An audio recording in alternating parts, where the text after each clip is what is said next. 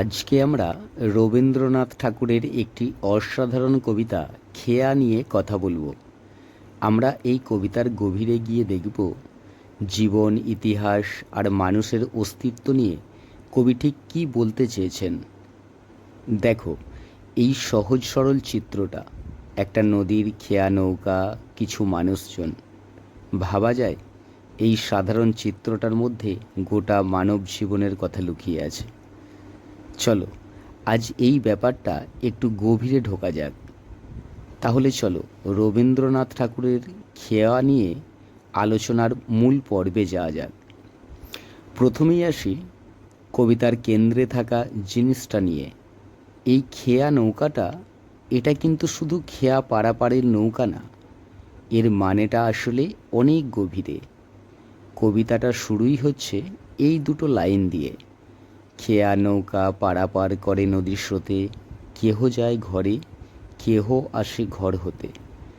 শুনলেই চোখের সামনে একটা চিত্র ভেসে ওঠে, একটা অবিরাম চলা, একটা ছন্দ। কেউ বাড়ি যাচ্ছে তো কেউ বাড়ি থেকে আসছে। সাধারণ আসা যাওয়ার মধ্যেই যেন জীবনের স্পন্দনটা ধরা পড়ে। এরপর কবি আমাদের নিয়ে যাচ্ছে নদীর দুই পাড়ের জীবনে। এটা শুধু একটা গ্রামের ছবিই না, বলা যায় এটা যেন পুরো মানব জীবনের একটা ছোট্ট সংস্করণ। তার পরবর্তী দুটো লাইনে জানাশোনা আর আনাগোনা, এই দুটো শব্দ অনেক গভীর তাৎপর্যপূর্ণ। এটার মধ্য দিয়ে দুটি গ্রামের সহজ সরল সম্পর্কের কথা ফুটে ওঠে। সকাল থেকে সন্ধ্যা পর্যন্ত এই যে নিরন্তর আসা যাওয়া, এটা তো একটা সমাজকেই বাঁচিয়ে রাখে।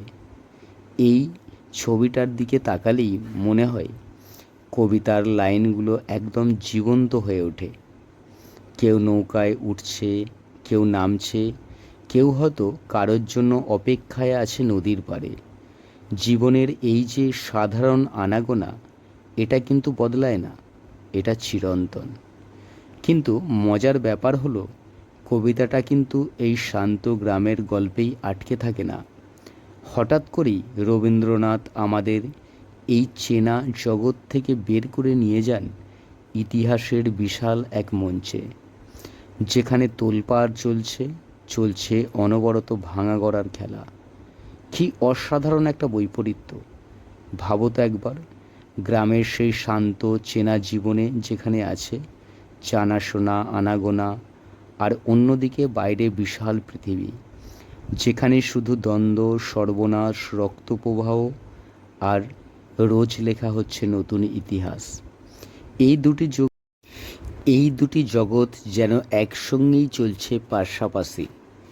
আর পরবর্তী লাইনটা অসাধারণ: সোনার মুকুট কত টুটে আর ফুটে। মানে মানব ইতিহাসের উত্থান পতনের চিত্রটা এই লাইনের মধ্যেই অন্তর্নিহিত। ইতিহাসে কত সাম্রাজ্য এলো গেল, কত রাজার মুকুট ধুলায় মিশে গেল। ক্ষমতা যে কত ক্ষণস্থায়ী, এর থেকে সহজে আর বোঝার কোনো উপায় নেই। এই যে দুটি আলাদা চিত্র, একদিকে শান্ত গ্রাম আর অন্যদিকে তোলপাড় ইতিহাস, এই দুটির মধ্যে যোগসূত্রটা কোথায়? রবীন্দ্রনাথ আমাদের এই খেয়া নৌকার কাছেই ফিরিয়ে আনেন। আসল প্রশ্নটা দাঁড়ায়, এই যে এত কিছু ঘটছে পৃথিবীতে, এত ভাঙা গড়া, এত বদল, এত যুদ্ধবিগ্রহ, এর মধ্যেই কোনটা আসলে টিকে থাকে, কোনটা চিরস্থায়ী? কবি উত্তর দিচ্ছেন একেবারে কবিতাটির শেষে। আর সেই প্রথম লাইনগুলোই আবার ফিরে আসছে। ভাবো একবার, সাম্রাজ্য ভেঙে পড়ছে, ইতিহাস নতুন করে লেখা হচ্ছে, কিন্তু মানুষের এই যে সাধারণ জীবনযাত্রা, ঘরে ফেরা আর ঘর থেকে বের হওয়া, এটা চলতেই থাকে চিরদিন। সুতরাং এটাই হলো কবিতার মূল কথা। জীবনের এই চিরন্তন প্রবাহ, বাইরের পৃথিবীতে যাই ঘটুক না কেন, মানুষের প্রতিদিনের জীবন, তার জন্ম মৃত্যু চক্র, এই সাধারণ জিনিসটা থামে না। আর এই খেওয়া নৌকাটাই এই অনন্ত প্রবাহের এক প্রতীক।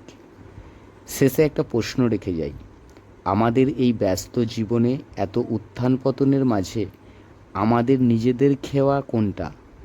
মানে এমন কিছু কি আছে যার সব কিছুর মধ্যেও স্থির, যা আমাদের প্রতিদিন জীবনকে নীরবে পারাপার করে নিয়ে চলে?